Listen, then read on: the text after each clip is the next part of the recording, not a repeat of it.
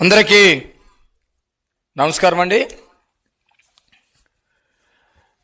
చంద్రబాబు నాయుడు గారు, లోకేష్ గారు కనపడతలేదు, రాష్ట్రాన్ని వదిలి వెళ్ళిపోయారని చెప్పేసి ఈ జగన్ సైకో ముఠా ఒక విచిత్రమైనటువంటి ప్రచారం చేస్తూ సునకానందాన్ని పొందుతూ ఉన్నటువంటి పరిస్థితి మనం చూస్తూ ఉన్నాం.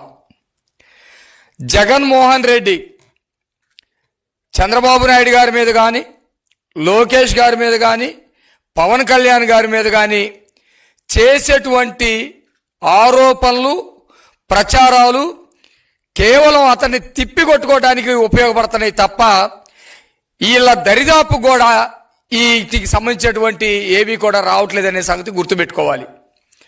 ఎందుకంటే ప్రజలకి సంబంధించినటువంటి విషయంలో ఏదైనా సమస్య మీద వాళ్ళు మాట్లాడినా, ప్రశ్నించినా, లేకపోతే రోడ్డు ఎక్కినా ప్రజలు హర్షిస్తారు.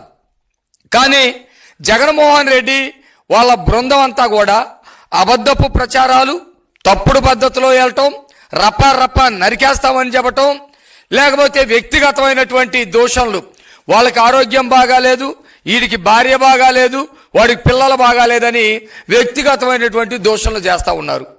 వీటిని ప్రజలు పట్టించుకోరు అనే సంగతి ఈ సైకో బ్యాచ్ గుర్తుపెట్టుకుంటే బాగుంటుందని సందర్భంగా తెలియజేస్తా ఉన్నాం. సంవత్సరానికి 365 రోజులుంటే 365 రోజులు రాష్ట్రం కోసం, రాష్ట్ర సంక్షేమం కోసం కష్టపడేటువంటి మనస్తత్వం ఉన్నటువంటి వ్యక్తి చంద్రబాబు నాయుడు గారు. తన 75 సంవత్సరాల వయసులో కూడా ప్రతిరోజు